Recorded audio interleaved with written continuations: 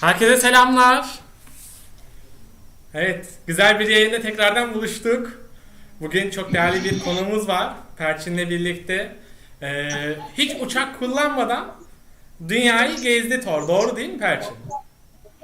Hala gezmekte. Gezdi değil, hala geziyor. Şu an çocuk Hong Kong'da takılı kaldı korona yüzünden müşahit. Çok zor ya. İnanılmaz. Evet, bugün geldiği için Thor'a teşekkür ederiz. Allah başka dert vermesin. Değil mi? Evet, Thor'a geldiği için çok teşekkür ediyoruz. Ben sabırsızlıkla aslında hikayeyi çok merak ediyorum. O yüzden sözü size ve Thor'a bırakayım istiyorum ve dinleyin istiyorum. Evet arkadaşlar, Teşekkürler Burak. Perçin bize tercümanlık yapıyor olacak bu süreç içerisinde.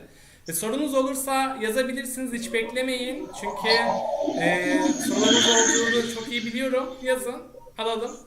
Perçin'i arara iletirim. Evet, sen de Sezen. Arkadaşlar merhabalar. Beni tanıyorsunuz zaten. Kendimi tekrardan tanıtmışım ama ilk defa katılanlar için ben de bir gezginim. Bu programda da ana konuşmacı olarak, ana misafir olarak geliyorum, kadrolu. Burak beni kadroya bağladı. Ve arada biraz daha renk katmak adına başka gezginleri de davet ediyoruz. 3 hafta önce bir önceki etkinliğimizde Gunnar Garfors isimli dünyanın her ülkesine giden bir gezgin arkadaşımız davet etmiştik. Ve bugün de Thor isimli Danimarka'dan şu an Hong Kong'da olan ve hemen hemen dünyanın her ülkesine gitmiş olan sanırım 7 ülkesi kaldı. Onu soracağım birazdan. Ve bu seyahatini 7 sene önce başlayıp hiçbir zaman uçak kullanmadan, yani tren, otobüs, gemi gibi taşıtlar kullanarak yapan bir arkadaşımız. Biz de İstanbul'da tanışmıştık. Şimdi Buran dediği gibi aynı zamanda ben Thor'un tercümanlığını da yapacağım. Hey Thor, how are you? Hi there, I'm good. Trying to guess what you're saying. Yeah, but I think you got the main idea. But I just introduced you, and now, without further ado, I would like to give the word to you. You can tell your story a bit, and I'm going to translate it to the children. Okay, very well. Well, first of all, thank you very much for having me here today, and it's good to see you again. Beni buraya davet ettiğiniz için, ben bu arada direkt tercüme edeceğim. Şöyle bir böyle bir dense. Beni buraya davet ettiğiniz için çok teşekkür ederim. Sizleri görmek güzel. My name is Thor. I come from Denmark in Europe, and I'm a global adventurer and a modern day explorer. İsmim Thor. Danimarka'dan, yani Avrupa'dan geliyorum ve ben küresel bir maceracıyım ve günümüzün kaşifiyim. I have not been back home now for more than 6.5 years in an attempt to become the first man in history to visit every country in the world completely without flying. 6,5 sene önce bu yola çıktım ve hedefim dünyadaki her ülkeye uçmadan giden ilk insan olmak. So far I have reached 194 countries from my target of 203, and I'm missing 9 more countries. Şu ana kadar bu 6,5 sene içerisinde 194 ülkeye gittim. 203 ülke hedefimden. Yani sadece 9 ülke kaldı.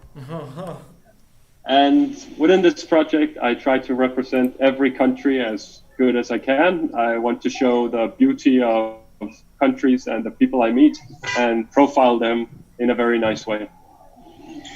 Bu seyahatte yapmaya çalıştığım şeylerden biri de o ülkenin güzelliklerini, güzellikten kastı insanları, kültürlerini olabildiğince iyi tanıtmak ve başka insanların o ülke hakkında daha iyi bilgi sahibi olmasını sağlamak. I'm traveling as a goodwill ambassador of the Danish Red Cross, and I've been meeting with the Red Cross and Red Crescent all around the world. And I'm also trying to promote humanitarian work. Bunun dışında Danimarka'nın Kızıl Haç, bizdeki Kızılay gibi, Kızıl Haç iyi niyet elçisiyim. Ve seyahatlerinde de hem Kızıl Haç'ı hem de Kızılay'ı olabildiğince temsil edip insani yardım çalışmalarına katkıda bulunmaya çalışıyorum. And finally, I'm trying to give people some inspiration and motivation for reaching their own goals. People who want to finish an education or maybe get a job or spend more time with family, save money or lose weight or something else. Whatever people they want, they can reach those goals, but they have to fight for it. Bu arada seyahatimden mütevellit de insanlara hedeflerini gerçekleştirme konusunda motivasyon vermeye çalışıyorum. Bu sadece seyahat etmek olmak zorunda değil. İstediği işte çalışmak, kariyerinde ilerlemek, sağlıklı olmak, kilo kaybetmek gibi hedeflerde bile o hedefe giden yol hemen hemen her şeyde benzer olduğu için yaptıklarımla örnek olmaya çalışıyorum.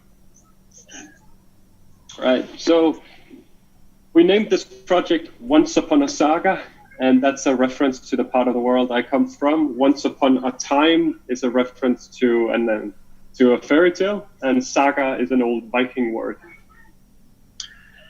Projesinin ismi Once Upon a Saga.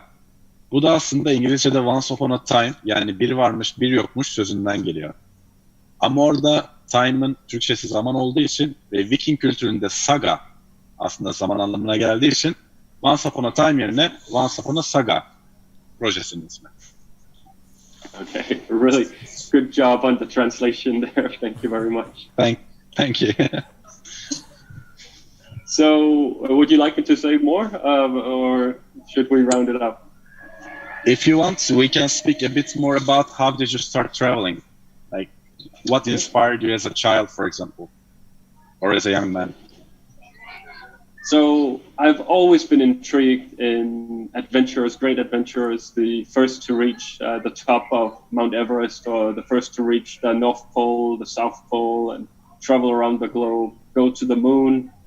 And that is something that inspired me. Benim aslında en büyük ilham kaynağım kaşifler oldu. Bazı şeyleri ilk yapanlar. İlk defa Everest'in üstüne çıkan. İlk defa Ay'a giden. Bu insanlar çocukken benim için çok büyük ilham kaynakları oldular. And when I in 2013 found out that no one has been to every country in the world completely without flying, I saw my chance to create a little bit of history and go out and do something which I thought was important with my life. 2013'te şunu keşfettim ki dünyayı kimse uçak kullanmadan gezmemiş. Seyahatinin bir partisinde illa uçak varmış. Bunu görmek beni çok motive etti. Çünkü ben de o örnek aldığım insanlar gibi tarihi yazan insanlardan biri olmak, tarihin parçası olan insanlardan biri olmak istedim. Back home in Denmark, I have a fiancée, and she's waiting for me. She has been out to visit me 21 times, and she hates my beard. So every time I see her, I shave, take it all off.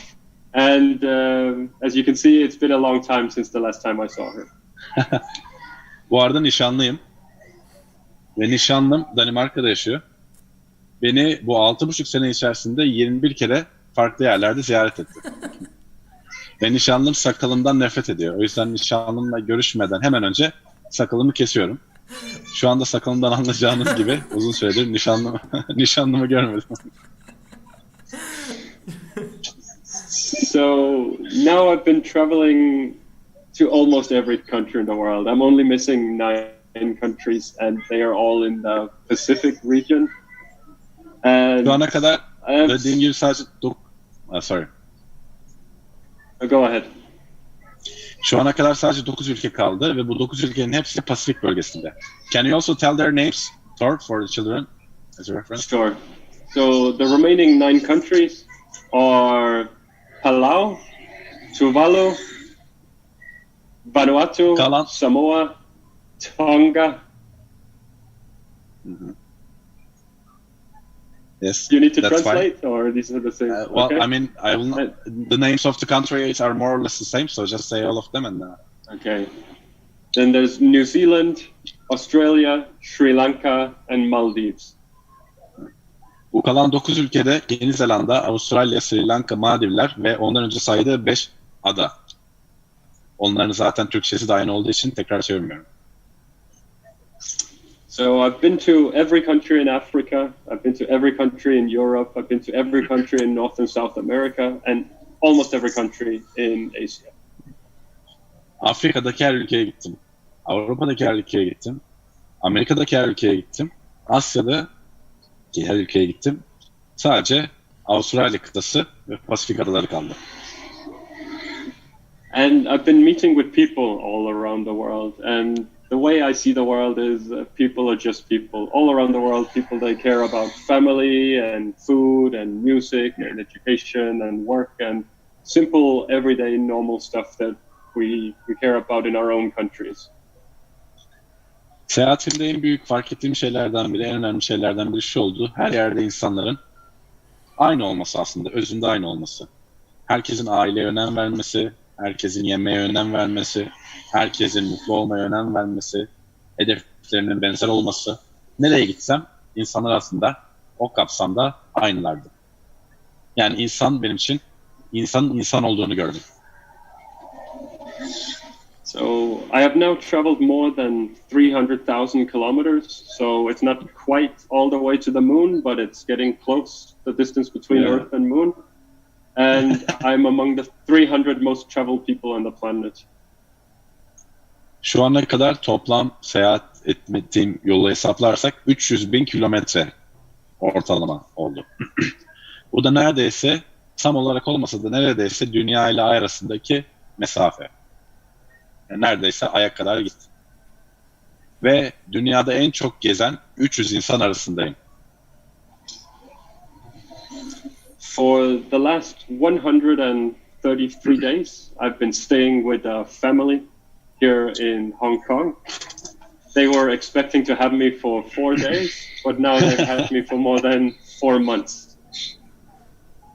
Normalde şu an Hong Kong'dayım ve planım, burada bir aileyle kalıyorum. Benim planım ve onların planı beni 4 gün misafir etmeleriydi. Ama koronadan ötürü toplamda şu ana kadar 133 gündür misafirleriyim. And that's the kind of hospitality and kindness that I've been encountered with all around the world. I think in general, people, when they have the chance to help, then they do. And of course, here in Hong Kong, it's in the extreme, but it's still very human. Bu da benim aslında dünyanın her tarafında karşılaştığım misafirperverlikle aynı. Nereye gidersem gideyim, demiştim ya, insan her yerde insan diye. İnanılmaz bir şekilde insanlar bana kibar, misafirperver ve saygılı davrandılar. Because in fact, when I visited Istanbul earlier within the project, I met with you, and I stayed at your place for a night. İstanbul'a gittiğimde, İstanbul'dan geçerken de seninle, yani benden bahsediyor, tanıştık ve sende kaldım birkaç gece. Yeah. Do you want me to tell more, or is that enough? Finally, if you want, you can say what's your plan afterwards. When Hong Kong opens borders, what is your plan? Okay. So currently, nobody on this planet knows anything about how the future is going to form. Yeah. Şu an hiçbirimiz bu durumun ne zaman sona ereceğini ve gelecekte ne olacağını tam olarak kestiremiyoruz. I have been networking in Hong Kong. I have some good friends and some really good contacts, but also they cannot tell me when I have the chance to leave. Burada birçok insanla tanıştım ve devlette de çalışan birçok insanla tanışmama rağmen onlar bile şu an Hong Kong'da sınırların ne zaman açılacağı ile ilgili bana net bir bilgi veremiyorlar.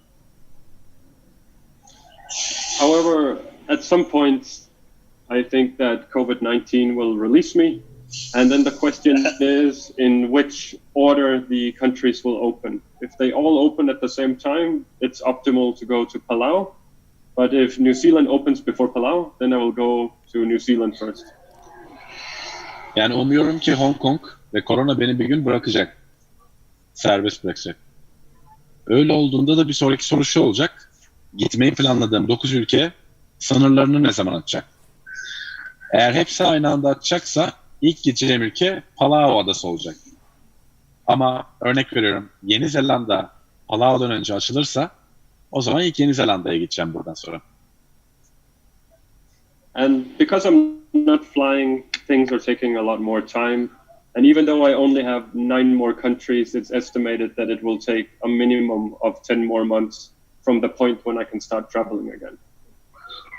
Tabii halihazırda dediğim gibi uçmadığım için bu yolculuklar normalden çok daha uzun sürüyor. Yani şu an koronanın bittiği ve benim bir sonraki ülkeye geçtiğim andan itibaren bu 9 ülkenin sonuna gelmem takriben minimum 10 ayımı alacak. So I'm looking forward to finishing this project. I still meet many nice people and see nice things, but it has been time to go home for a long time. But I don't want to give up before I reach the last 9. Seyahat etmek benim için harika bir tecrübe oldu. Seyahat etmem benim için çok iyi bir tecrübe oldu. Ve harika insanlarla tanıştım. Ama artık benim için eve dönme vakti geldi.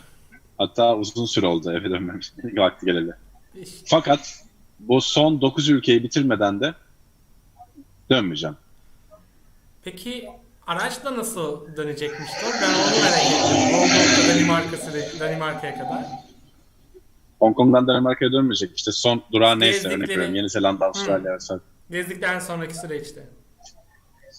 Our moderator is wondering, after your final country, how are you going to return back? Are you going to fly finally, or are you going to again take another form of transportation? So, It's a very good question, and the reason is because I don't know. bu çok iyi bir soru çünkü cevabını bilmiyorum. If I'm in a hurry to get back home, and if I'm really tired of the project and I want it to be over quickly, then I will fly. But if I want to be true to the nature of the project, then I will find my way home over land and water. Yani şu an cevabını bilmiyorum. Eğer gerçekten tükenmiş hissedersem uçacağım. Ama projenin doğasında devam etmek istersem o zaman başka bir ya da başka yollarla döneceğim. Gemi, kara, vesaire. Peki en son ne zaman uçağa binmiş? 2013'te başlamışsınız. This guy keeps asking good questions, sir. He's asking, Okay. when was the last time you took a plane? I believe I took a plane 2 weeks before this project began, and the project began on the 10th of October 2013. So late September 2013. Bu seyahate 10 Ekim 2013'te başladım. Takriben o seyahatten 2 hafta önce son uçağıma binmiştim. Güzel. Senin başka sorun var mı Burak? Devam edebiliriz. Ben heyecanla dinliyorum. Araya 2 tane soru geldi. O konumuz üzerine çok merak ettiğimden dolayı böldüm. Tamam, o da neredeyse sonuna geldi. Sorayım, sonra eklemek istediğim bir şey var mı? So, before we move on to the question round with the students, do you have anything else that you would like to add before you finalize your speech? No, I think we have covered most of the bases. I can say that within this project, I aim to travel with public transportation, and 99% of the project 99% of the project has been with public transportation. 1%? What was that with? 1% has been fishing boats and shrimp trawlers and container carriers. Okay, random stuff. Bu seyahatte Yeah. %99 toplu taşıma aracı kullandım. %1 de gemi konteyneri, balıkçı teknesi gibi farklı toplu taşıma olmayan ama yine de taşıma araçları kullandım.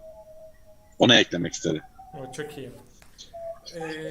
Gezgin olarak otostop tercih ediyordur büyük ihtimal. Top taşıma sürekli kullanıyordur ama Sorayım. odaklı otostoptur galiba.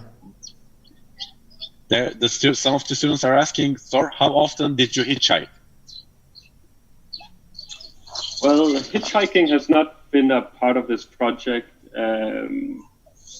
but in some countries, public transportation is hitchhiking. There are some countries where there are no buses, but there are trucks. And when the trucks come, you stop one of the trucks and you get inside, and then you pay a price to the truck driver, and he takes you. Okay, got it. Bu seyahatte çok otostop çekmedim açıkçası. Fakat bazı ülkelerden bir yerden bir yere giderken her yerde otobüs, minibüs, tren yok. Öyle durumlarda insanlar kendi seçeneklerini oluşturuyor tabii.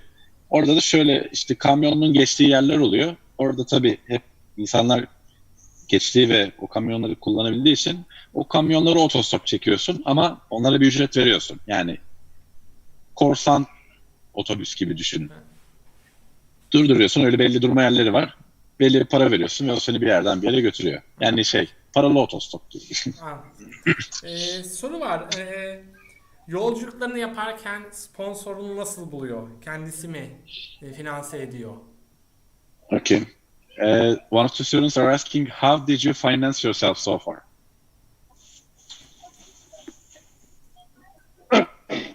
So, this company and this company, this is Ross DK and this is GEOP, and they have financed roughly, do I need to bring it closer? Yeah. So they have financed roughly 40% of the project, maybe even a little bit more. And 40%, okay. A big 40%. And then a big part is from me, is personally financed from savings, and I took 2 loans. And then a big part is also from people who follow the project. They give me donations. Did you use Patreon for the donations?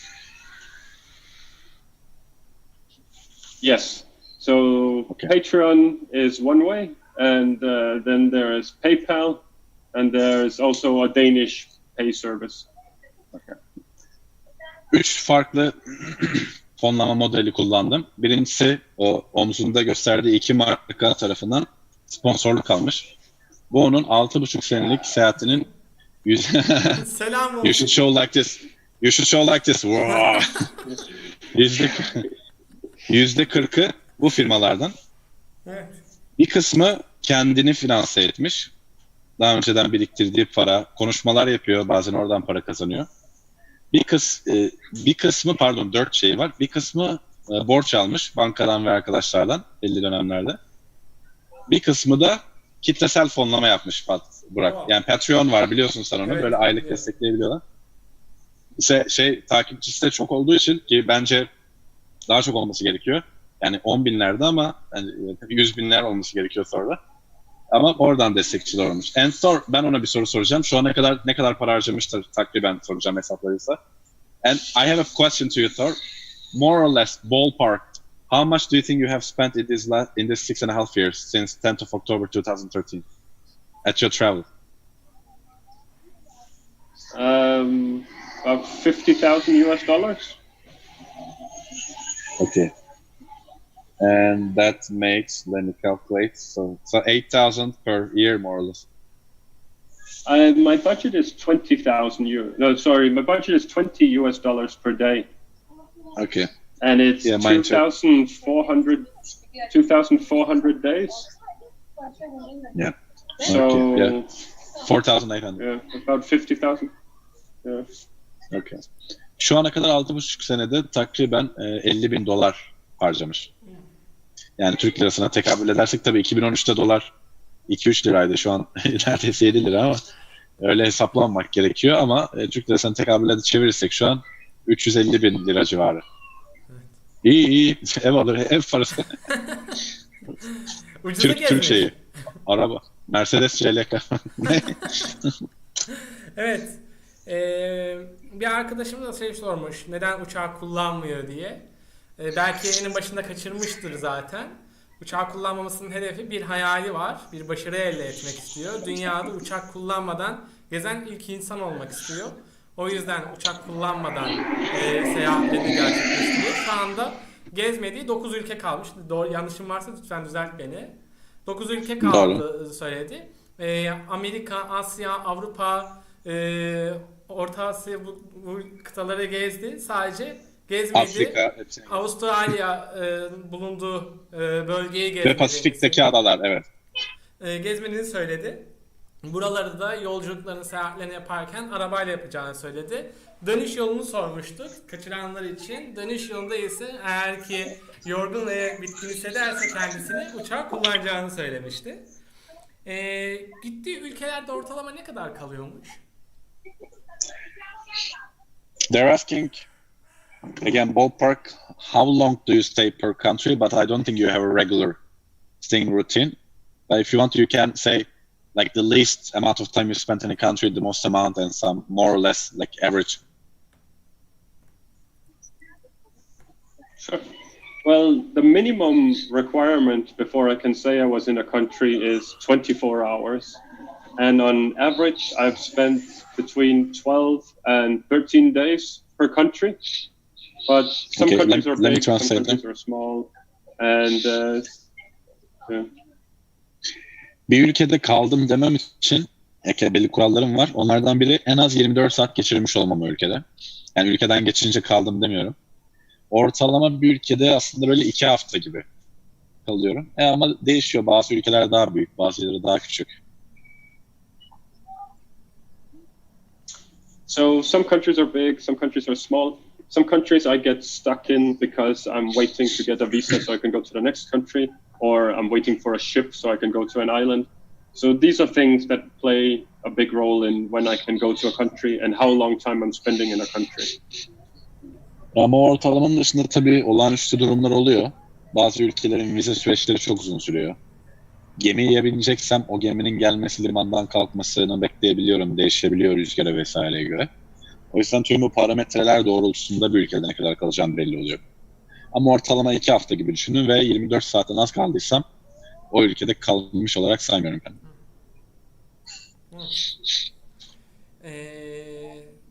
Hangi ülkeleri gezdi diye sormuşlar. 9 ülke haricinde her ülkeyi gezmiştir zaten. Onu başlarsa bitiririz programı. Türkiye'de İstanbul'a mı gelmişsin? And in Turkey, did you visit any other place except Istanbul, Thor? No. So, but I have to explain. It was not the first time I came to Turkey. In 2010, I finished a motorcycle journey by coming from Iran up to Erzurum, and then I went to Van, and I went all the way across. And I saw many things. I stopped many times, and I went to Diyarbakir. I went to Ankara. I went to Izmir, and I went to Istanbul. So this time I went a little fast. Okay, by the way, I'm in Izmir right now. Daha önce Türkiye'ye gitmiş. Bu seyahatte Türkiye'ye gitmemiş ama 2010'da İran'dan motosikletle başlayıp Türkiye'ye geçip Van, Erzurum, Diyarbakır oralara gidip oradan Ankara, İzmir'e kadar tüm Türkiye'yi boylu boyuna geçmiş. Yani gitmiş. Benden daha çok ama gezmiş. 2010'da. Evet. Çoğumuzdan daha çok gezmiş. Ya ne güzel. Peki 2013'te ilk başladığı seyahat ettiği yer neresiymiş? When you started your trip, Thor, yani mantık olarak Danimarka komşuları tabii ama sorayım. What were the first countries that you have visited? I mean, obviously it's the neighbors of Denmark, but like the first 5 or 10 maybe? Okay. Well, the first countries I came from Denmark to Germany, and I went to the Netherlands and to Belgium and to Luxembourg and to France. And then I continued. Danimarka'dan Almanya'ya, Hollanda'ya, Belçika'ya, Lüksemburg'a, Fransa'ya. Oradan. There, did you continue Asia, Africa, or Latin America? I went west across the North Atlantic. I went up to Faroe Islands and Iceland and Greenland, and then on to Canada. Oh my god.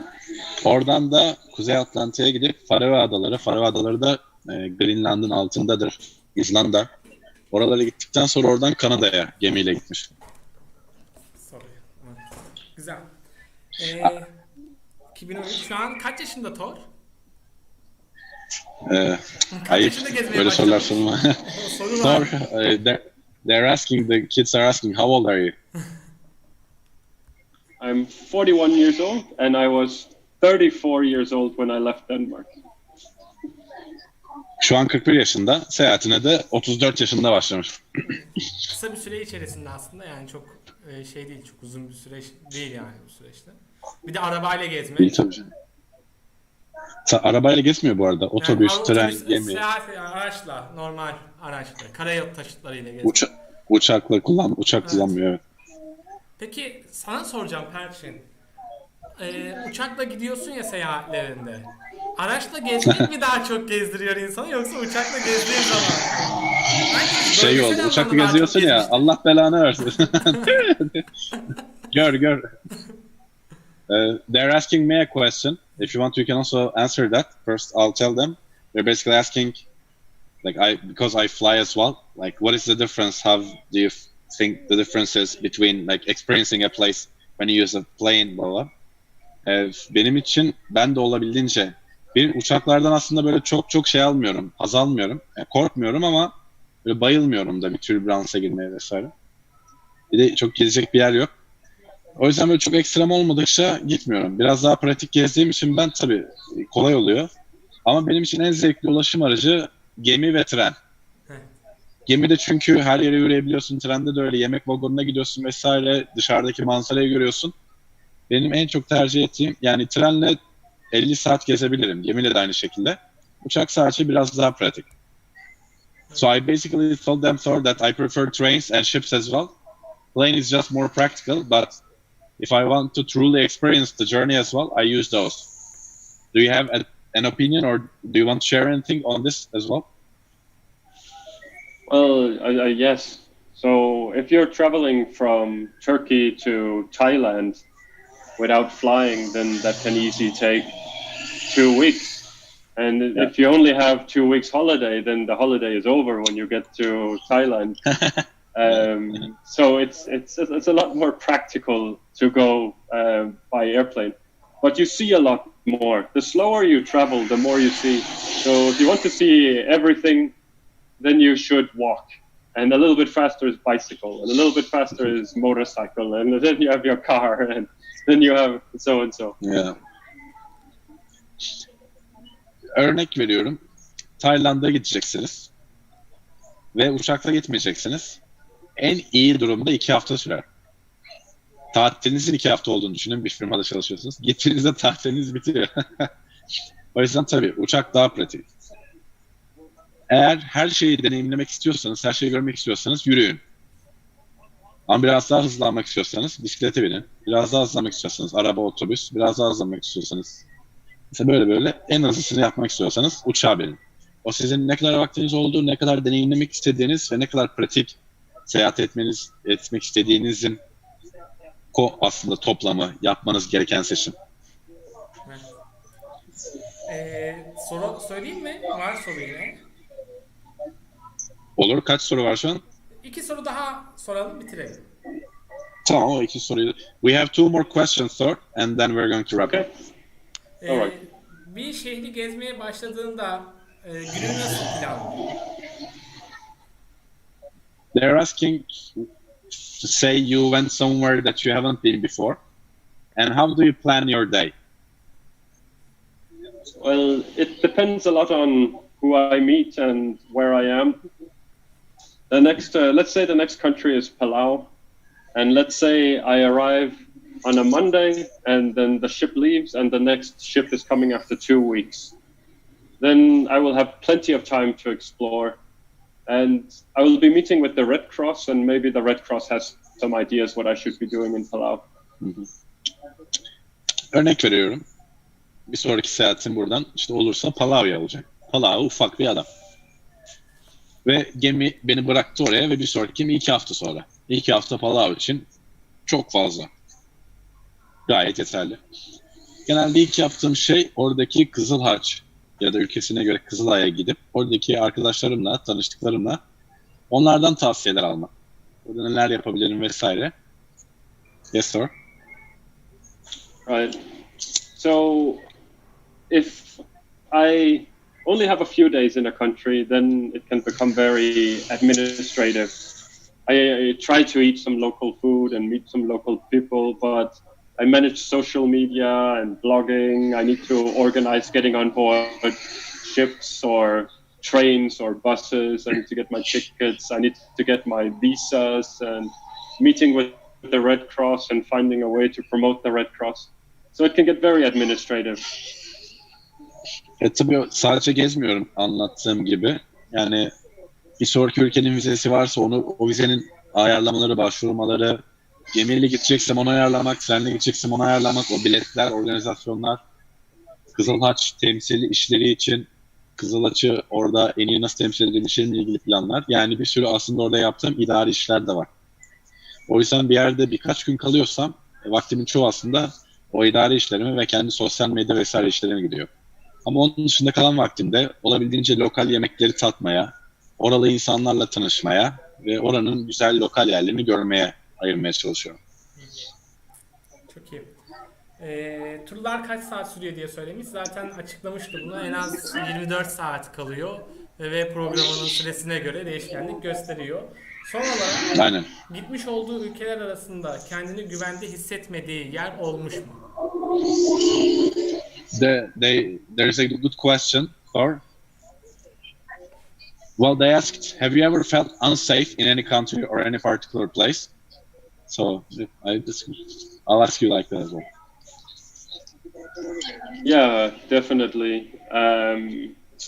I felt very unsafe in Yemen, and I felt very unsafe in South Sudan, and to some degree felt unsafe in Somalia as well. And I definitely felt unsafe in Libya. Okay, let me translate that and then you can tell maybe why, like very shortly. Sure. 4 tane ülke söyledi güvende hissetmediği. İlki Yemen. Yemen'de hiç güvende hissetmedim. Güney Sudan'da hiç güvende hissetmedim. Somali'de hiç güvende hissetmedim ve o kadar olmasa da yine Libya'da çok güvende hissetmedim. And why? Thor? Neden diye soruyorum. So the 4 countries I mentioned are all countries that have wonderful people and beautiful culture, and they also have armed conflict. And the countries are highly unstable. So when I went, everything went fine. I went in and I came out and everything was okay. But there was always the risk that the situation could change very rapidly. Bu gittiğim ülkelerin insanları harika. Dediğimi yanlış anlamayın. Yine her yerde olduğu gibi hatta bazen daha da misafirperverler. Ama bu gittiğim ülkelerde iç savaş vardı ve bazılarında hala var. O yüzden oraya sağlıklı bir şekilde girip sağlıklı bir şekilde çıkabilsem bile her an durumun daha da kötüye gitme ihtimali vardı. Böyle olunca da çok güvende hissedemiyorsunuz kendinizi. Teşekkür ederiz. Anything else you want to add on that, Thor? Or that's it? Well, I generally try to have a contact person before I go to countries like those. And on 2 of those cases, it wasn't possible for me to have a contact person. I didn't have a contact person for Yemen, and I didn't have one for South Sudan. But I met some really nice people around the borders that helped and supported me. And I think that's the key to the success, that it went well. Bu güvende hissetmediğim ülkelerde herhangi bir sorun yaşamamamın en büyük sebeplerinden biri de oradaki yerel insanlarla tanışmış olmamdı. Genelde bir ülkeye gitmeden zaten orada özellikle böyle daha az gelişmiş ülkelerde bir kontak bulmaya çalışıyorum. Kızılaç'tan, Couchsurfing'den, başka platformlar. Ama Güney Sudan'da ve Yemen'de bulamamıştım. Ama oraya girdiğimde işte sınırdan geçerken orada tanıştığım insanlar bana çok yardımcı oldu. Ve beni gezdirdiler. O yüzden onlar iyi bir tecrübe geçirmemin en büyük aslında etkenleriydi. Teşekkür ediyoruz. Çok güzel bir sohbetti. Cidden vaktin nasıl geçtiğini anlamadım. 40 dakika olmuş ama çok güzel bir deneyim. Ben de anlamadım. Tecrübeleri bizlerle paylaştı. Thor'u 9 ülkeye gittikten sonra İstanbul'a bekliyoruz. Birlikte bir kutlama yapalım. Tüm dünyayı gezmesinin şerefine. Well, first of all, they're thanking you a lot. for being a part of this, and meet you, of course. And they're inviting you to Istanbul for a third time. When you finish all this and go back to Denmark, when you take a good rest, they're inviting you, well, we're inviting you back to Istanbul so we can gather all together with the children face to face. What do you say about that? Teşekkür ederim. Burak, bu arada hani Gunnar bize Norveççe bir şey öğretmişti ya. Evet. Thor da bize Danimarkaca bir şey öğretsin. Ne dersin? Çok iyi olur. Bir merhabayı öğrenelim, bir teşekkür edelim öğrenelim. O yok. Böyle ama bir de tam cümle böyle zor. Zor. Okay, Yapamıyorum. Thor. Dilim dönmüyor benim. Sen muhteşem şeyini, orada dile karşı olan yeteneğini konuştun. Thor, we have one more little request from you. When we did this with Gunnar, we asked Gunnar to teach us a couple of Norwegian words. And I know it's rather similar, but Okay. can you tell us like one or two words and a whole sentence, which would be a bit difficult for children, but they can try. So like maybe you can teach us hello and how are you, and then maybe like a sentence. Okay. So I'll start with a very, very, very simple word in Danish. If we want to say thank you, teşekkür ederim. In Danish, we just say tak. So it's like tak. Tak. Teşekkür ederim. Tak. Danimarkaca'da evet basitle başlayacağım dedi. Teşekkür ederim. Danimarkaca'da çok basit. Tak. Teşekkür ederim. Şimdi çocuklar siz de tekrarlayın evde. Tak. Evet, tak. Patron haftaya And I like... Oh, Thor, yes. Okay. Yes, sir. And I like that about Danish because I think it should be very, very easy to say thank you. I agree. In Turkish, it's very difficult for foreigners. Yes. Okay, and another part, please. So then the way we say hello is generally just saying hi. Hi. Okay. Hi, merhaba demek. Hi. So it's also very simple. Now, if Okay. you want to say, how are you doing? Then the best way I can say that is with a little bit of melody, and then people normally remember. You can say, hvordan går det? Hvordan går det? Okay. Nasılsın? Danimarkaca'da. Can you repeat once again, Thor? Patangori? Ah, perfect. Hvordan går det? Okay. Patangori. Bunu yine evde tekrarlayın. Anneniz oğlum ne yapıyorsun, kızım ne yapıyorsun derse Danimarkaca öğreniyorum anne. Patangori. Okay, and tell us one tongue twister. A Danish tongue twister. Okay. Then one thing we try to make foreigners say in Danish, because we know they have no chance, is rød med fløde. Bu da bizde hani kartal kalkar, dağ sarkar, dağ sarkar, kartal kalkar vardır ya, tongue twister. O, Danimarka'da in the Dance'de bir tongue twister. Can you repeat once again, Thor, so we can try? Yes. Rød med fløde. Rød med fløde. Milföy diyor Burak. Well done. Milföy hamuru. Milföy hamurundan. Okay. Yabancı değiliz. Danimarka'da da var diyor. Sen bir şey diyordun en son Burak. Orada Thor yaptı. Şöyle yapalım. Önümüzdeki yayına bence çocukları da Zoom'a bağlayalım. Dili öğreniyoruz. Sadece, denesinler. Aynen. Sadece bende kalmasın bu. Çocuklar da tekrar Sen beceremiyorsun zaten. Sen kovuldun çocuklara. Sen tek kalıyorsun o yüzden. Berbatsın. Doğru. Keşfetmem lazım. Ama her yayın sonrası şunu diyorum. Ya diyorum çanta alıp gideyim mi buralardan diyorum. Sonra hayat beni bırakmıyor. Ama gitmiyorsun. Hala Osman Bey. Hala kalıyoruz burada. Çok hayaller Hong Kong, gerçekler Vezirköy. Sonra çok teşekkür ederiz. Çok sağ ol. Programı sen kapat patron. Okay. All right, Thor. We are wrapping up. So, first of all, we would like to thank you, Towns. It has been very interesting for the kids.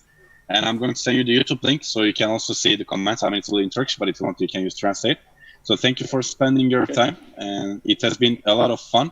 Do you have any final words before we say goodbye? I want to say thank you for all the questions. Every single question was a really, really good question, and I enjoyed this today. I have a lot of love for Turkey, and actually I was thinking, I think I've been to Turkey 4 times, because I also went from Turkey to Georgia, and then maybe you remember I was in trouble when I tried to get to Lebanon. Yeah. So I came Perçin, from Cyprus to Turkey to go to Lebanon. Ah, right. Yeah, true. Yeah. O da çok teşekkür ediyor. Bu güzel ve keyifli sorular için de ayrıca teşekkür ederim diyor. Daha önce Türkiye'ye birkaç kere daha geldiğini hatırlat o arada. Bir kere Gürcistan'a girerken Türkiye'den geçmiş. Bir kere de Lübnan'a, Kıbrıs üzerinden gitmiş. Sizlere çok teşekkür etti. And finally, Thor, would you like to share your Instagram page? So children can, if you can type it here. Happy to. And Burak can put it on the YouTube channel. So It's already... would you like to Okay. Ah. How the... Son olarak da Actually, arkadaşların takip et. Yes. Yes. Arkadaşların takip etmesi adına chat kutusundan Burak şeyi yazıyor. Instagram sayfasını yazıyor. Süper. Sen de onu rica edersek YouTube'a yaz yorumlara. Evet. Çocuklar oradan alsın. Tamamdır. Şu an yazıyor. It says Sonra da chat disabled, Şu an but ben it should be telefondan here direkt yazıyorum. in my window. It says Thor Once Upon a Burak bak. Saga. Burak bak o ekranda ismi yazıyor ya, Thor Once Upon a Aynen. Saga. O Once Upon a Saga onun Instagram'ı. Onu öyle YouTube'a yaz istiyorsan sen. Evet, bana gönderdiğin link vardı zaten. Thor'un Instagram linki. Ha, evet, onu da Şu yolla. an Çocuklar hemen onu baksın ona. çocuklara paylaşıyorum. Takip edebilirler. Aynen. Teşekkür ediyoruz. Çok sağ olun. Tamamdır. Thor, thank you very much. It has been fantastic and keep in touch. I will. Thank you very Arkadaşlar much for the görüşmek invite. üzere. Görüşmek üzere. Hoşça kalın. Kendinize çok iyi bakın. Teşekkür ederiz arkadaşlar. Bay bay.